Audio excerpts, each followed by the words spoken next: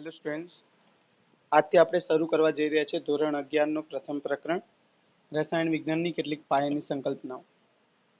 આ ચેપ્ટરની અંદર તમે રસાયણ વિજ્ઞાન વિશે શીખવાના છો. રસાયણ વિજ્ઞાન શું છે, ક્યાંથી આવ્યો અને રસાયણ વિજ્ઞાનની અંદર કેટલીક બેઝિક વસ્તુઓ જે આપણા માટે 11 અને 12 માટે જે જરૂરી છે એની ચર્ચા કરવાના છીએ.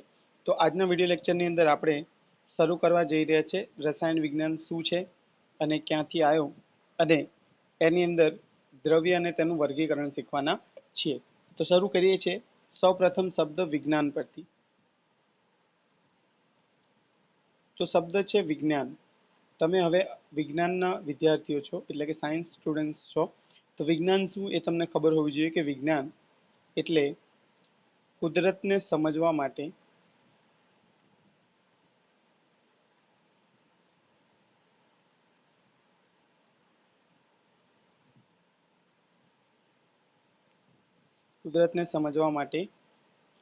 માનવીનું પદ્ધતિસર પ્રયત્ન.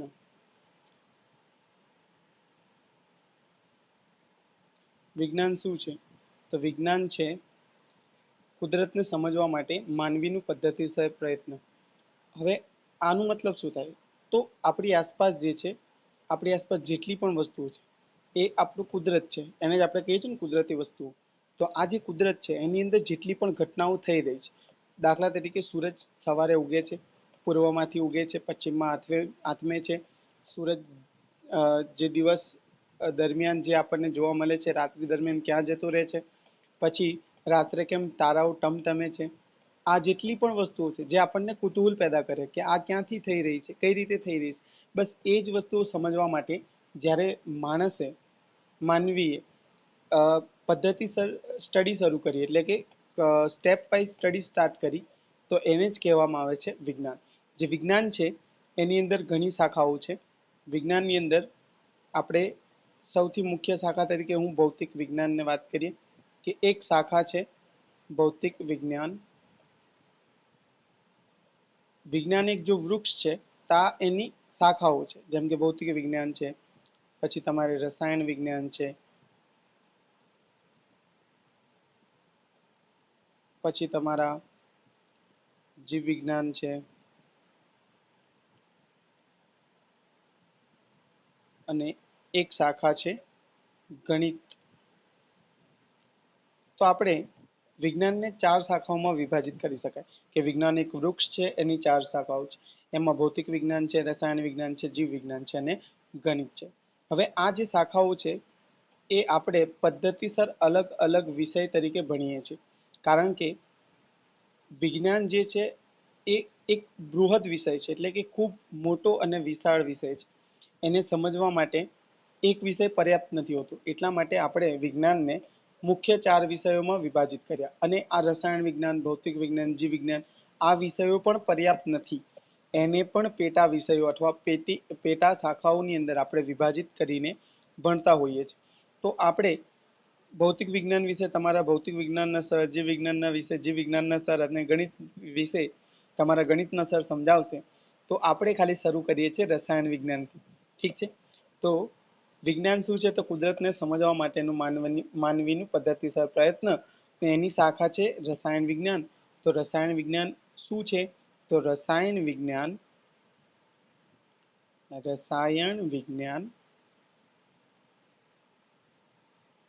તે વિજ્ઞાનની શાખા છે. હમણાં જ વાત કરી તે વિજ્ઞાનની શાખા છે કે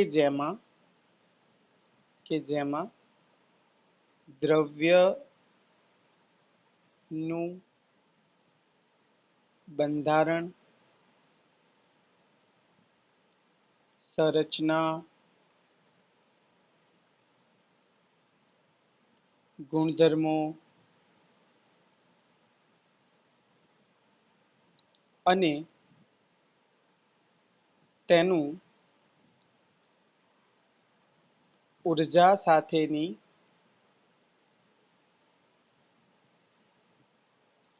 આંતરક્રિયા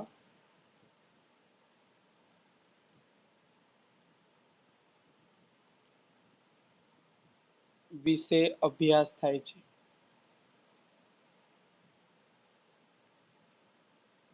એકદમ બેઝિક થી સમજીએ. વિજ્ઞાન એક વૃક્ષ છે જેમાં કુદરતને આપણે સમજવાનો પ્રયત્ન કરીએ છીએ. રસાયણ વિજ્ઞાન શું છે? તે વૃક્ષની એક શાખા છે. આ શાખાની અંદર શું ભણવામાં આવે છે? તો આ શાખાની અંદર દ્રવ્યને એનું બંધારણ કેવું છે, એની સંરચના કેવી છે અને એના ગુણધર્મો કેવા છે, અને દ્રવ્ય અને ઉર્જા એકબીજા સાથે કયા પ્રકારની આંતરક્રિયા કરે છે, એનો અભ્યાસ થાય છે. આને આપણે રસાયણ વિજ્ઞાન કહેવામાં આવે છે.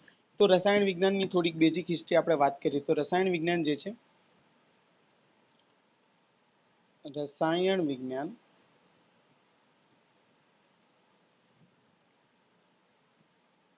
તે શરૂઆતમાં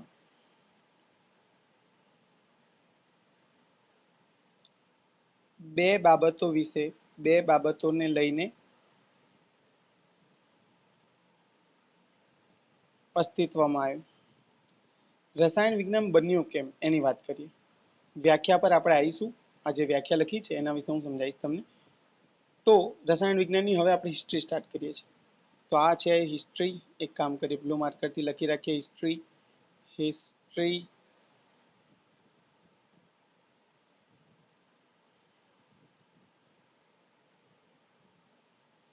હિસ્ટ્રી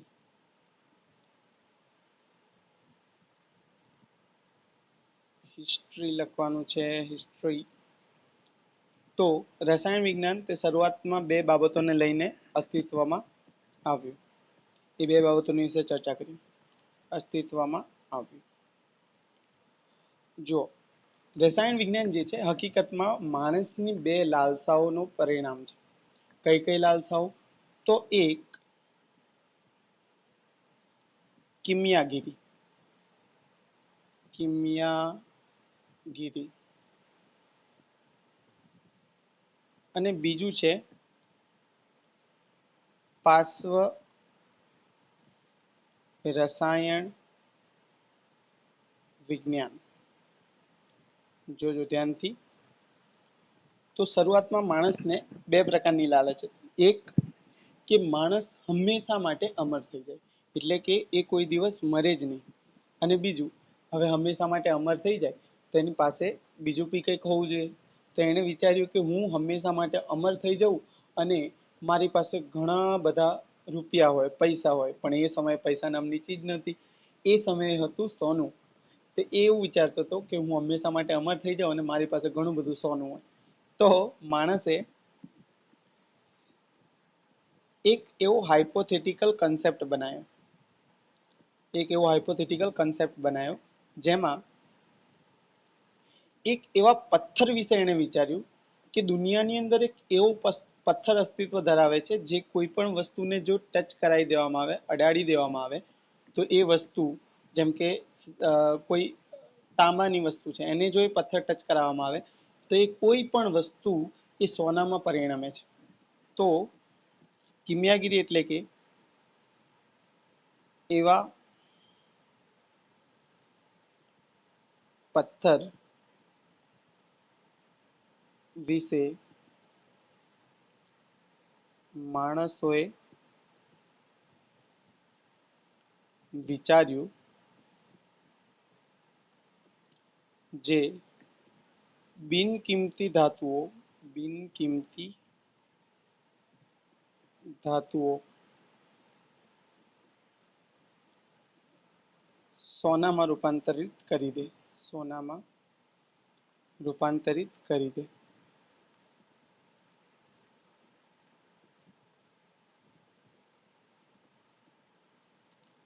તો એવા પથ્થર વિશે વિચારતા હતા કે દુનિયાની અંદર એક એવો પથ્થર છે જે કોઈ પણ વસ્તુને, કોઈ પણ બિનકિંમતી વસ્તુને અડી જાય તો એ સોનામાં ફેરવાઈ જાય છે.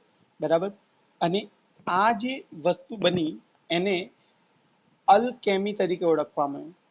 અલ્કેમી જે છે હકીકતમાં આ વર્ડ અરેબિયન જે લોકો હતા ત્યાંથી આવ્યો છે. કિમી મતલબ સોનું થાય છે અરેબિકમાં. એટલે આ શબ્દ કિમિયાગીરી જે છે એ અરેબિકમાંથી આવે છે. તો એવો પથ્થર જે કોઈ પણ વસ્તુને અડવાથી સોનામાં ફેરવાઈ જાય, એ પથ્થરનું નામ આપ્યું હતું philosopher stone. Philosopher philosopher stone, જેને આપણે ઇન્ડિયામાં પારસ તરીકે ઓળખતા હતા. પારસમણી, પારસમણી તમે શબ્દ સાંભળ્યો હશે. આ એ જ પથ્થર છે જેની લોકોના મનમાં લાલસા હતી કે દુનિયાની અંદર એવું પથ્થર એક હોવું જ જોઈએ જે કોઈ પણ બિન કિંમતી વસ્તુને અડાડી દેવામાં આવે તો એ સોનામાં પરિણમે. અને બીજી વસ્તુ હતી માણસને કે આટલા બધા રૂપિયા મારી પાસે આવી ગયા, કે આટલું બધું સોનું આવી ગયું તો કરીશ શું? તો એ થવા માંગતો તો અમર. તો બીજું એ વિચારતો હતો કે દુનિયામાં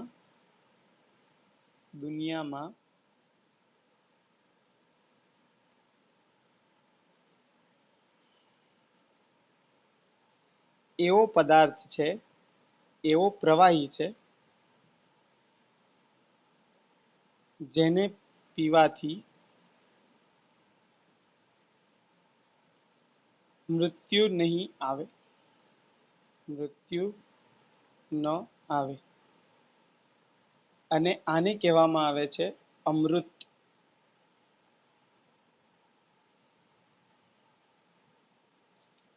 જેને ગ્રીક લોકો કહે છે એલેક્ઝિયર ઓફ લાઈફ, એલેક્ઝિયર ઓફ લાઈફ. એટલે માણસને પહેલું તો લાલસા હતી કે બહુ બધા સોનું આવી જાય મારી પાસે, એટલે એક પથ્થરની ખોજમાં હતો. અને પછી એને વિચાર્યું કે હવે આટલા બધા પૈસા આવી જાય તો પછી જીવવા માટે શું કરું? એણે એવું વિચાર્યું કે દુનિયાની અંદર પ્રવાહી પણ છે જે માણસને હંમેશા માટે અમર કરી દે. અને એને નામ આપ્યું હતું એલેક્ઝિયર ઓફ લાઈફ.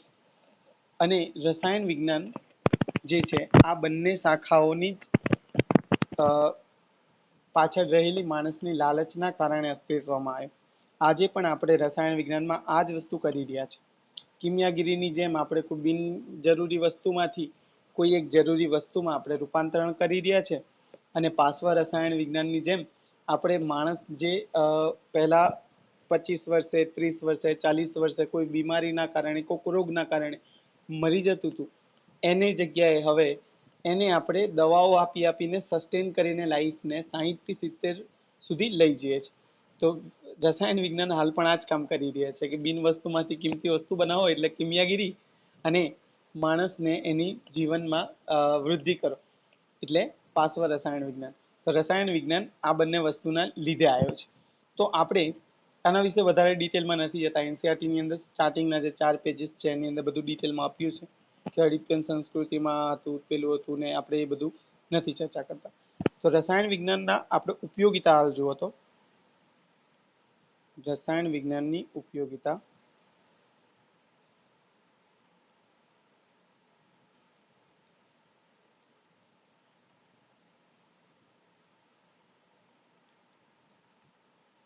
તો રસાયણ વિજ્ઞાનની અંદર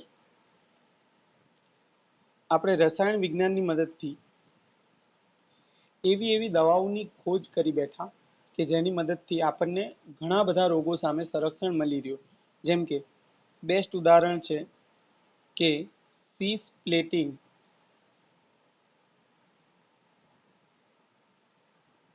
સીસ પ્લેટિન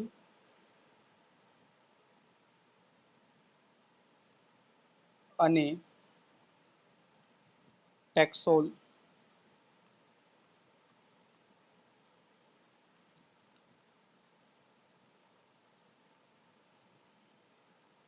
નો ઉપયોગ કેન્સરની સારવાર માટે થાય છે. અને આ બનાવનાર કોણ છે? તો રસાયણ વિજ્ઞાન.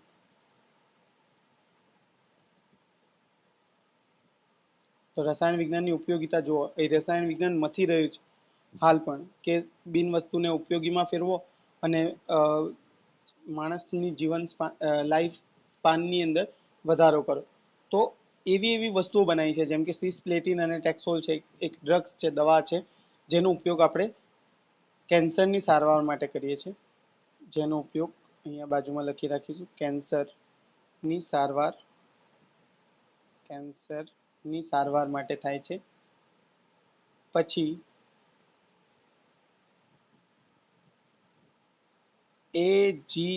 AZT, એનું નામ છે એઝિડો થાઇમિડિન. નો ઉપયોગ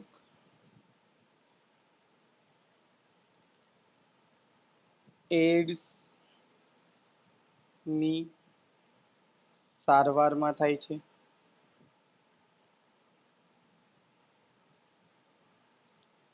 પછી રસાયણ વિજ્ઞાનની મદદથી જ રંગકો, કૃત્રિમ રેસાઓ,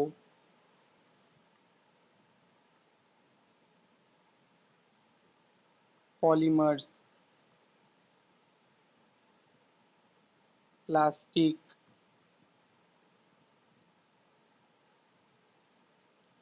આલ્કલી એટલે બેઝ વગેરે જેવી વસ્તુઓ બનાવી શકાય છે. જો વિચારો આ બધી ઇન્ડસ્ટ્રીઝ જે છે આ બધી ઇન્ડસ્ટ્રીઝ રન થાય છે કેમિસ્ટ્રી પર, રસાયણ વિજ્ઞાન પર. રંગકો લઈ લો, કૃત્રિમ રેસાઓ, પોલિમર લઈ લો, પ્લાસ્ટિક લઈ લો, આલ્કલી લઈ લો, કોસ્મોટિક ઇન્ડસ્ટ્રીઝ લઈ લો, થી લઈને બધી ઇન્ડસ્ટ્રીઝ જે છે એ બધી આના પર રન થાય છે. તમે જે રસી બનાવો છો, રસી પણ રસાયણ વિજ્ઞાનના કારણે છે. આ બધી વસ્તુઓ જે આપણી આસપાસ છે એ બધી રસાયણ વિજ્ઞાનના કારણે છે. તો રસાયણ વિજ્ઞાન એટલા માટે ભણવું જરૂરી બની જાય છે. એ તમારી દવાઓની સાથે તો ડીલ કરે જ છે, મેડિસિનલ ઇન્ડસ્ટ્રીઝ તો છે જ, પણ એની સાથે સાથે કોસ્મોટિક છે, બ્યુટી ઇન્ડસ્ટ્રીઝ છે, પછી પોલિમર ઇન્ડસ્ટ્રીઝ છે, પછી તમારા ફાઈબર ઇન્ડસ્ટ્રીઝ છે, રંગકોની ઇન્ડસ્ટ્રીઝ છે, પ્લાસ્ટિકની ઇન્ડસ્ટ્રીઝ છે, પછી એસિડની બનાવટો છે, આલ્કલી એટલે કે બેઝની બનાવટો છે, બધી જ બનાવટો જાતના ભાતના રસાયણોની બનાવટોમાં રસાયણ વિજ્ઞાન સડોવાયેલું છે. એટલા માટે જ આપણે રસાયણ વિજ્ઞાન ભણવું જરૂરી બને છે. બીજી એક વાત કરીએ તો પહેલા આપણે જે એસી આવતા હતા, એસી ની અંદર એક વસ્તુ યુઝ થતી હતી સીએફસી, આને કહેવામાં આવે છે ક્લોરોફ્લોરા અથવા ક્લોરોફ્લોરોકાર્બન.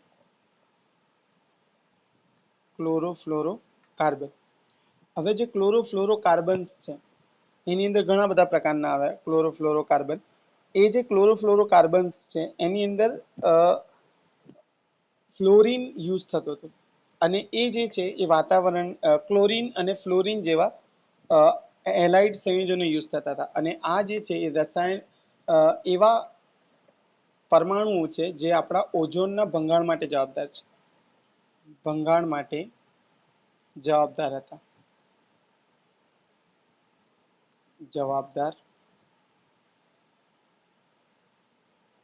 છે. કોના ભંગાણ માટે? તો ઓઝોનના. અને હાલ રસાયણ વિજ્ઞાને શું કર્યું? પહેલા આપણે સીએફસીસ ભરતા હતા, જે આપણો એસી હતો એની અંદર સીએફસીસ ભરતા હતા, પણ હવે એને એના અલ્ટરનેટિવ શોધી નાખ્યા છે. તો તેનું હવે અલ્ટરનેટિવ રસાયણ વિજ્ઞાનની મદદથી બનાવી શકાય છે. જો રસાયણ વિજ્ઞાન કેટલું ઉપયોગી છે, મદદથી બનાવી શકાયું છે.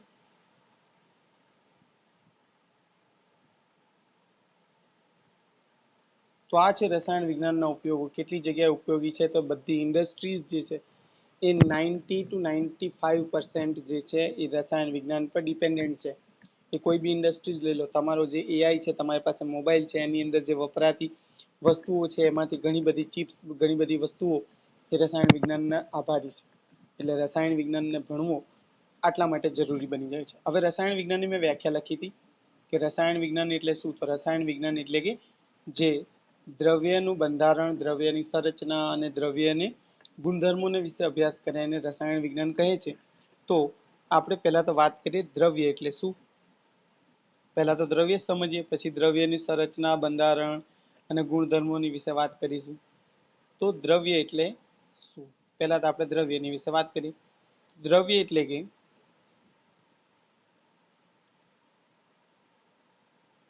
કોઈ પણ વસ્તુ અથવા કોઈ પણ પદાર્થ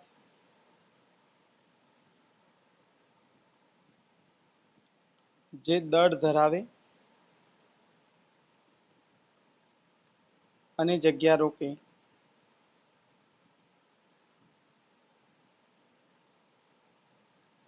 તેને દ્રવ્ય કહે છે.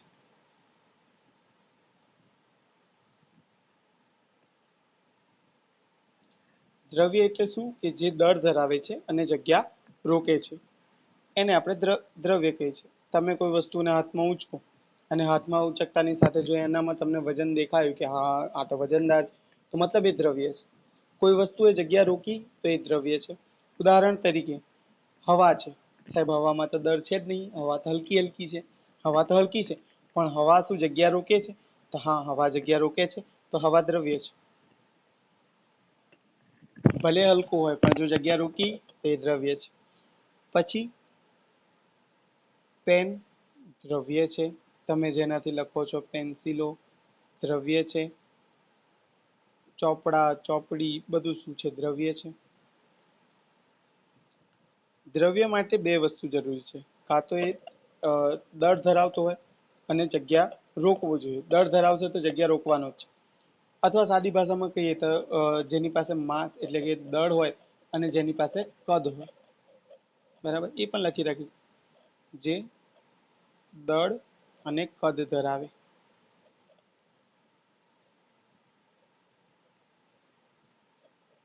તેને શું કહેવાય છે? તેને દ્રવ્ય કહેવામાં આવે છે. દ્રવ્ય જે છે, બ્રહ્માંડ જે છે, બ્રહ્માંડ દ્રવ્યથી બન્યો છે. કેટલા ટકા દ્રવ્યથી બન્યો છે એ નહીં વાત કરતા આપણે, પણ દ્રવ્યથી બન્યો છે. અને આપણી આસપાસ રહેલી બધી વસ્તુઓ દ્રવ્ય છે. આપણી આસપાસની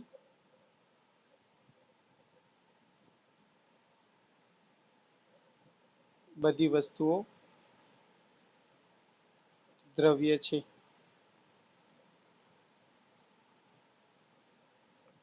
બરાબર. દ્રવ્ય માટે શરત છે કે એ દળ ધરાવતો હોવો જોઈએ અને જગ્યા રોકતો હોવો જોઈએ.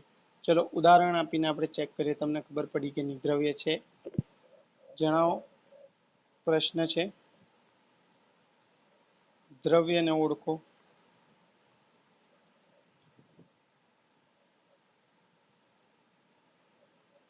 ચલો નંબર 1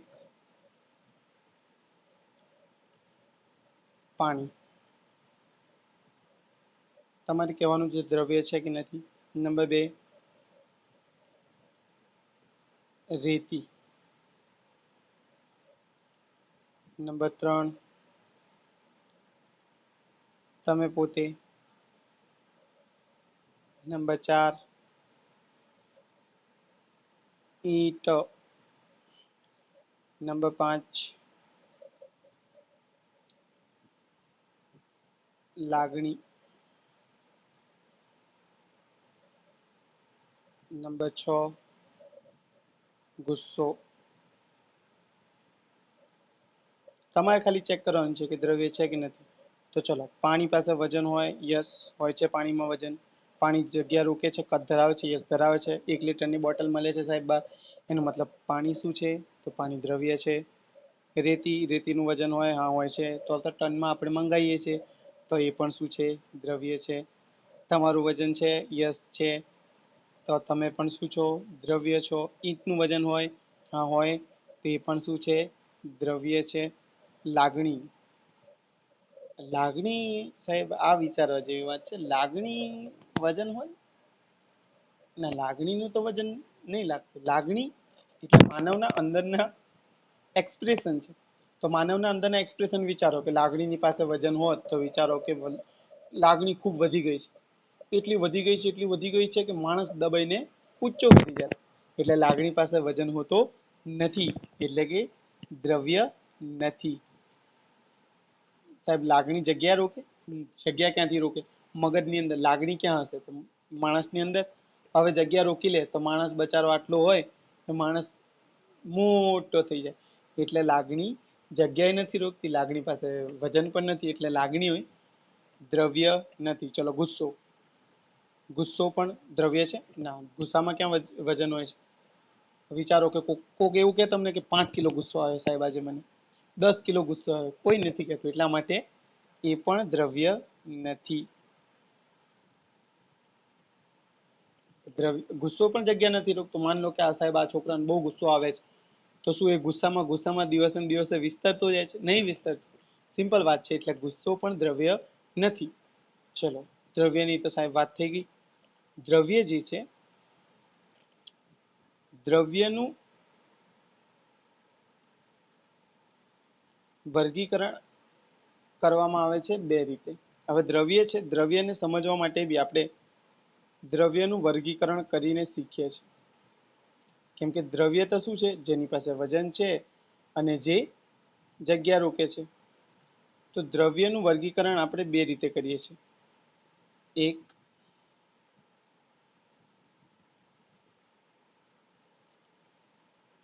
ભૌતિક રીતે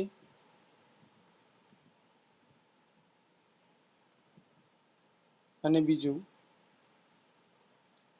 રાસાયણિક રીતે. દ્રવ્યને આપણે ભૌતિક રીતે અને રાસાયણિક રીતે વર્ગીકૃત કરી શકીએ છીએ. દ્રવ્ય સમજી ગયા છો? હવે દ્રવ્યને વર્ગીકૃત કરીએ છીએ. દ્રવ્યને બે રીતે વર્ગીકૃત કરાય છે, ભૌતિક રીતે અને રાસાયણિક રીતે. ભૌતિક રીતે વર્ગીકરણમાં આપણે દ્રવ્યની અવસ્થાઓ વિશે વાત કરીએ છીએ. ભૌતિક વર્ગીકરણમાં દ્રવ્યની અવસ્થા અથવા એવું વર્ગીકરણ જે આંખે જોઈ શકાય, આંખે જોઈને કરેલું વર્ગીકરણ, અથવા એને ટચ કરીને, એટલે કે આપણી જે 5 ઇન્દ્રિય છે, એ 5 ઇન્દ્રિયની મદદથી તમે જો વર્ગીકરણ કર્યું, જોઈને, સૂંઘીને, ટચ કરીને, તો એને આપણે ભૌતિક રીતે વર્ગીકરણ કર્યું કહેવાય. ભૌતિક વસ્તુ એટલે શું?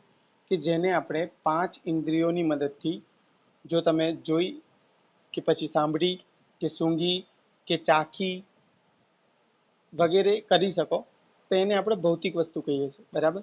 જેમ કે ભૂત ભૌતિક નથી. કેમ? કેમ કે ભૂતને જોઈ નહીં શકાતું. સાહેબ કોક તો જુએ છે, એટલે એ તો કોક તો જુએ, કોકની આંખો અલગ છે. તો ભૌતિક વસ્તુ એટલે કે જેને તમે જોઈ શકો છો, જેને તમે અડી શકો છો, જેને તમે સૂંઘી શકો છો, જેને તમે ચાખી શકો છો, એ વસ્તુ ભૌતિક છે. તો ભૌતિક રીતે દ્રવ્યને આપણે મુખ્યત્વે 3 ભાગોમાં વિભાજિત કરીએ છીએ. અને એ એની અવસ્થાને આભારી છે. અવસ્થા એટલે કે કઈ રીતનું દેખાય છે એની આધારે. તો એક છે ઘન, પ્રવાહી અને ત્રીજું છે વાયુ. આ જે છે, આ આપણે સામાન્ય ઓરડાના તાપમાને જોવા મળતી અવસ્થાઓ છે.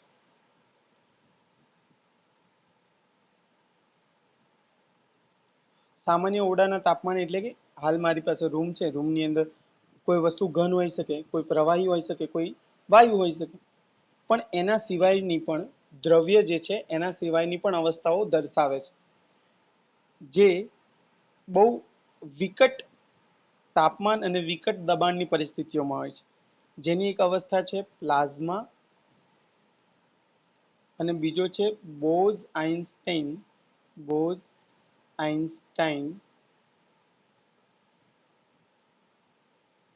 સંઘટન, જેને શોર્ટમાં BEC કહેવામાં આવે છે, બોઝ-આઇન્સ્ટાઇન સંઘટન. બરાબર છે? તો દ્રવ્યનું ભૌતિક વર્ગીકરણ, દ્રવ્ય જે છે એને આપણે ભૌતિક રીતે સમજીશું. પહેલા એના 5 પ્રકાર છે, એમાંથી 3 જે છે એ નોર્મલ રૂમ અને રૂમ ટેમ્પરેચર પર હોય છે, એટલે કે રૂમની અંદર તમને જોવા મળશે. પણ જે વધારાની 2 જે પ્રકાર છે એ રૂમમાં નહીં જોવા મળે. તો એના વિશે પણ આપણે ચર્ચા કરવાના છીએ. તો આની અંદર ખાલી આપણે ભૌતિક વર્ગીકરણ ચર્ચા કરીશું, ને નેક્સ્ટ વિડીયોની અંદર આપણે રાસાયણિક વર્ગીકરણ વિશે ચર્ચા કરવાના છીએ. તો ચલીએ, તો આપણે સ્ટાર્ટ કરવા જઈ રહ્યા છે ભૌતિક રીતે વર્ગીકૃત આપણા દ્રવ્યને કઈ રીતે, કોને ઘન કહેવાય, કોને પ્રવાહી કહેવાય, કોને વાયુ કહેવાય, એના વિશે. ચલો, તો દ્રવ્યની અવસ્થાઓની અંદર પહેલી અવસ્થા શીખી રહ્યા છે ઘન અવસ્થા. ઘન અવસ્થા એટલે શું, એના વિશે ચર્ચા કરવાની છે. પછી આપણે શીખીશું પ્રવાહી અવસ્થા, પ્રવાહી અવસ્થા ને છેલ્લે આપણે શીખીશું વાયુ અવસ્થા.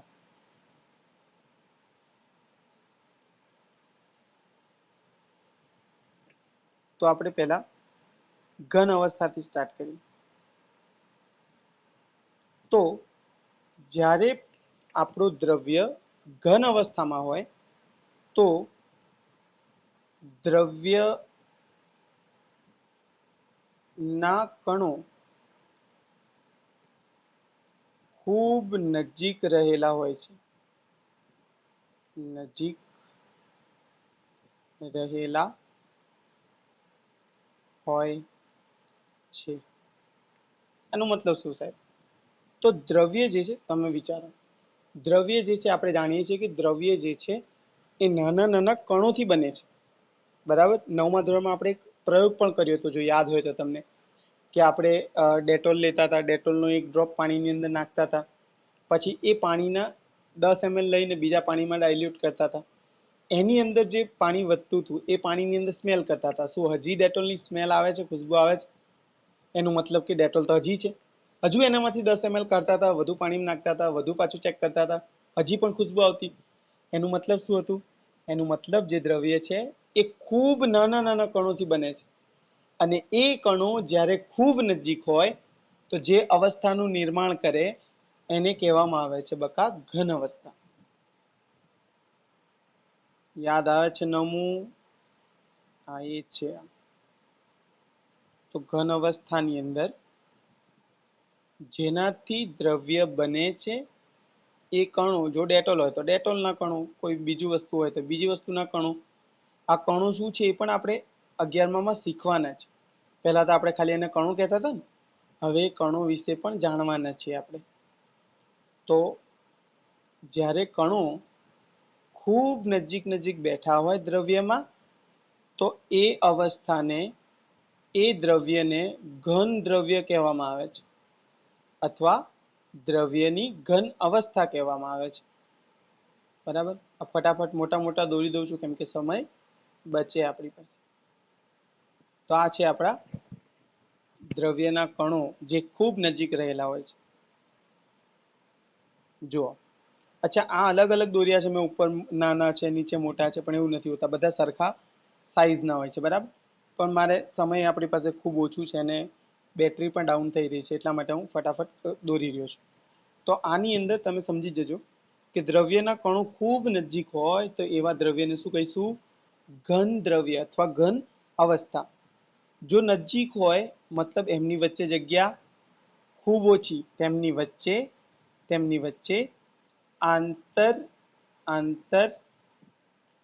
આણ્વીય પરમાણ્વીય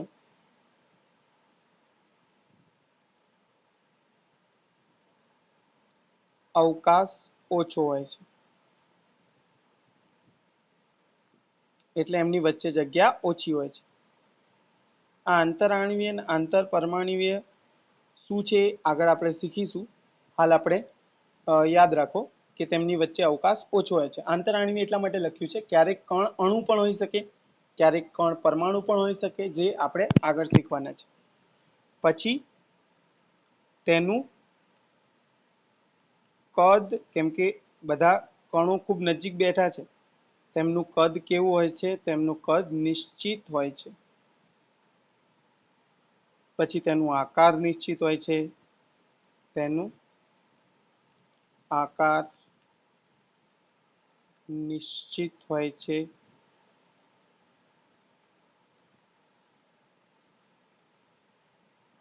તે ખૂબ સખત હોય છે.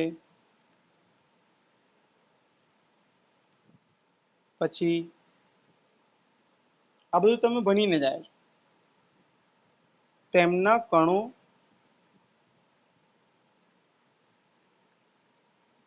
હલનચલન કરી શકતા નથી. એટલે આ જે કણો બેઠા છે એ હલનચલન કરી શકતા નથી. કેમ નથી કરી શકતા? અરે વિચારો, અહીં બેઠેલો, વચ્ચે બેઠેલો કણ છે, આની આજુબાજુ તમે જુઓ, આ કઈ રીતે બેઠા છે લોકો, કેમનું હલનચલન કરે.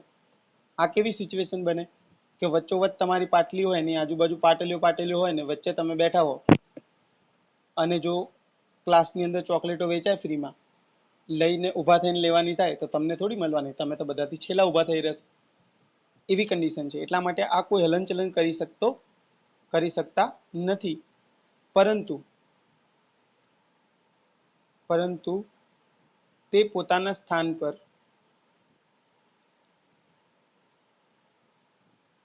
પર કંપન કરી શકે છે. કંપન કરી શકે છે. કંપન કરી શકે છે. અને છેલ્લું, તે અદબનીય છે. તેને દબાવી શકાતા નથી. એટલે કે જો તમારી પાસે ઘન દ્રવ્ય હોય તો ઘન દ્રવ્યને તમે દબાવી શકો નહીં. ઘરે તમે ટ્રાય કરી શકો છો. એક જાડો લોખંડનો પટ્ટો લઈને એને દબાવવાનો પ્રયત્ન કરશો તો તમને આઈડિયા આવી જશે કે દબે છે કે નહીં. તે આપણો થયો ઘન દ્રવ્ય. હવે પ્રવાહી દ્રવ્યની વાત કરીએ તો તેના કણો, પ્રવાહી જ્યારે દ્રવ્ય હશે તો તેના કણો વચ્ચે અવકાશ રહેલો હોય છે. થોડો અવકાશ હોય છે.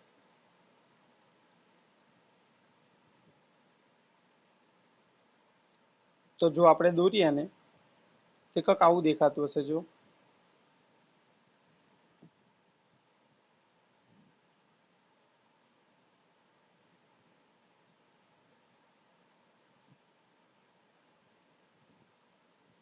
થોડો અવકાશ છે, એટલો બધો નથી પણ થોડો અવકાશ છે. અને આ જ અવકાશ છે જેના કારણે જ્યારે પાણીમાં તમે મીઠું નાખો તો મીઠું ગાયબ થઈ જાય છે. એ મીઠું જાય છે ક્યાં? એ પાણીમાં જ હોય છે, કેમ કે ખારું તો લાગે છે. તો એનું મતલબ એ મીઠું ગયું ક્યાં? તો એ આપણું NaCl અથવા સોડિયમ ક્લોરાઇડ અથવા મીઠું એ પાણીની અહીંયા જે આ જગ્યાઓ આવી છે એ આંતર અવકાશમાં જઈને બેસી જાય છે, બિરાજમાન થઈ જાય છે. ઓકે, તો ચલો તેમની વચ્ચે ઘન કરતા વધુ અવકાશ હોય છે. એટલે કે આંતરાણવીય અને આંતરપરમાણવીય અવકાશ થોડો વધુ હોય છે. તેનું કદ નિશ્ચિત હોય છે. તેનું કદ નિશ્ચિત હોય છે. પરંતુ તેનું આકાર નિશ્ચિત નથી હોતું. તેનું આકાર નિશ્ચિત હોતું નથી.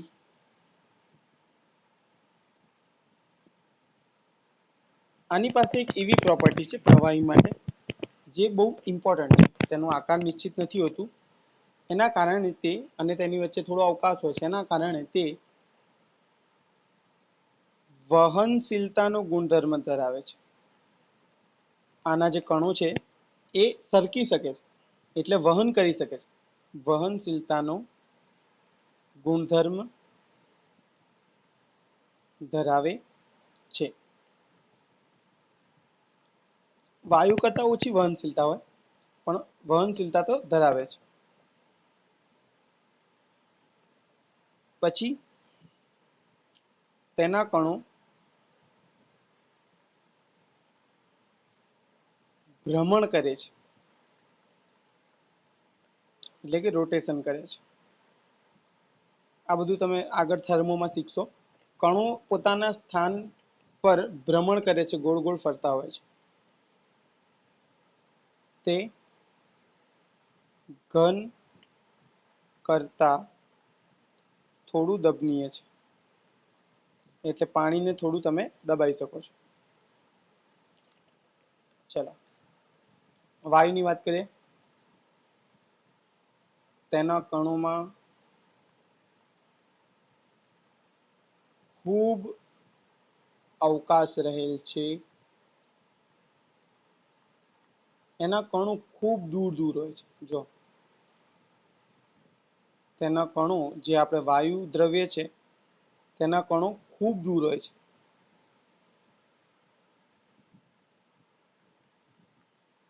કઈ રીતે? તો એ આ રીતે હોય છે.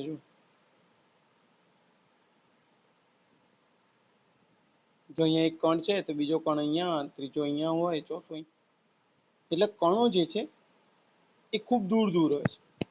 એટલે એમની વચ્ચે આંતરાણુવીય અવકાશ જે છે એ ખૂબ વધારે હોય છે. આંતરાણવીય અથવા આંતરપરમાણુવીય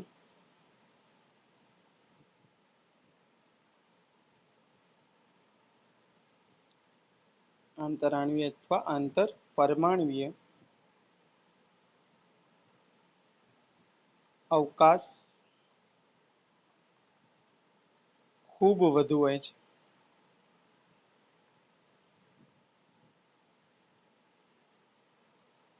તેનું જોજો ધ્યાનથી, આ ઇમ્પોર્ટન્ટ પોઈન્ટ છે. તેનું કદ અને આકાર બંને અનિશ્ચિત હોય છે.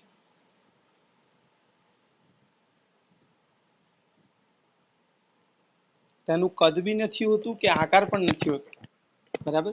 તમે એક થોડી રૂમની એક મોટા રૂમની અંદર થોડી હવા લાવીને પણ આખા રૂમમાં પ્રસરી શકો. હવે રૂમનું કદ તો કેટલું વધુ હતું, પણ હવા તો ઓછી હતી, તો પણ આખા રૂમમાં માઈ જાય છે ને. એટલે કદ પણ નિશ્ચિત નથી હોતું, અને રૂમમાં ગયો તો રૂમ જેવો આકાર, ડબ્બીમાં હતો તો ડબ્બી જેવો આકાર, એટલા માટે એનો આકાર પણ નિશ્ચિત હોતો નથી. તે ખૂબ વહનશીલ હોય છે. તેમાં જે કણો હોય છે તે ખૂબ વહનશીલ હોય છે. જો ઘનના કેસમાં વહનશીલતા જોવા નથી મળતી, પણ આ પ્રવાહીન વાયુ જે છે એમાં ખૂબ વહનશીલતા જોવા મળે છે. વાયુ તો ખૂબ વહનશીલતા. તેમાં કણો જે છે પેલામાં તો ખાલી કંપન કરતા હતા, પ્રવાહીમાં ભ્રમણ કરતા હતા. તેમાં કણો ભ્રમણની સાથે સાથે વહન કરે છે. એટલે કે ગતિ ઉર્જા ધરાવે છે. સાદી ભાષામાં કહું, ગતિ ઉર્જા ધરાવે છે. બરાબર. તે સૌથી વધુ દબનીય છે.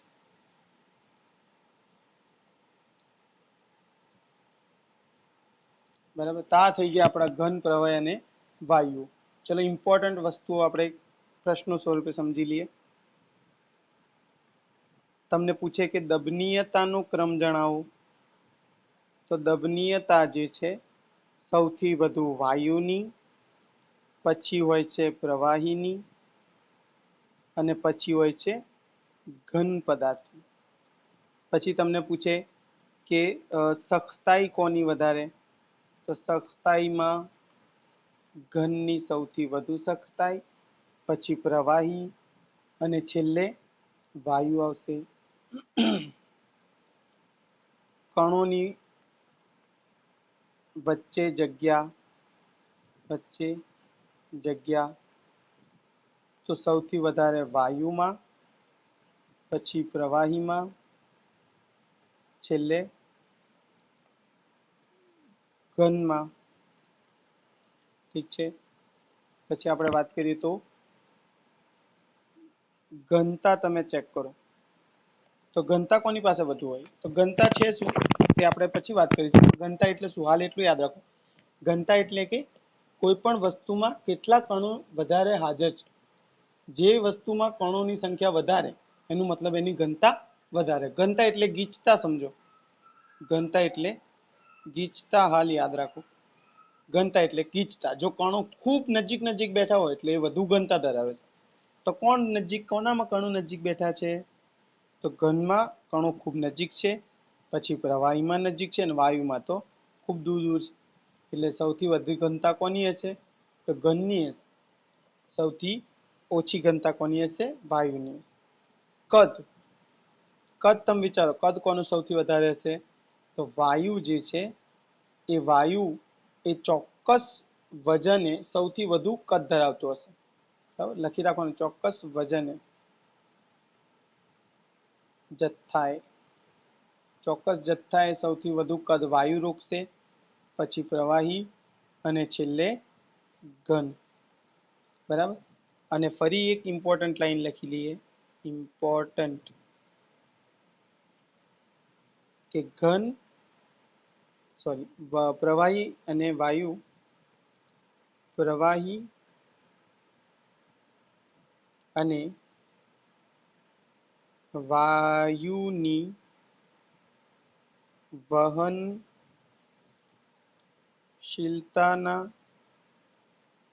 કારણે તેમને ફ્લુઇડ્સ તરીકે ઓળખવામાં આવે છે. ફ્લુઇડ્સ તરીકે ઓળખાય છે. બરાબર. તો પ્રવાહી અને વાયુની વહનશીલતાના કારણે તેમને ફ્લુઇડ્સ તરીકે ઓળખાય છે. તો આ થયું આજનું લેક્ચર, જેની અંદર આપણે રસાયણ વિજ્ઞાન શું છે, ક્યાંથી આવ્યો અને કોની સાથે ડીલ કરે છે. એની અંદર આપણે દ્રવ્ય વિશે શીખ્યા, દ્રવ્ય શું છે, દ્રવ્યના પ્રકારો શીખ્યા. એની અંદર બે પ્રકાર પાડ્યા આપણે, ભૌતિક રીતે, રાસાયણિક રીતે. ભૌતિક રીતે આપણે જે વર્ગીકરણ કર્યું એમાં 5 પ્રકારો પાડ્યા, એમાંથી 3 પ્રકારોની ચર્ચા આપણે કરી ચૂક્યા છે. બરાબર. તો હાલ પૂરતો આપણે એટલું રાખીશું. નેક્સ્ટ લેક્ચરની અંદર આપણે બોઝ-આઇન્સ્ટાઇન કન્ડેન્સેટ, પ્લાઝ્મા શું છે એની બેઝિક ઇન્ફોર્મેશન લઈશું અને રાસાયણિક વર્ગીકરણ પર મૂવ થઈશું. તો મળીએ નેક્સ્ટ લેક્ચરની અંદર. જો તમે નવા છો તો વિડીયોને લાઈક કરી દેજો અને ચેનલને સબસ્ક્રાઇબ કરી દેજો. મોલ કન્સેપ્ટ કન્ટિન્યુ કરીશું. જો ડાઉટ હોય તો કોમેન્ટની અંદર ડાઉટ મૂકી દેજો.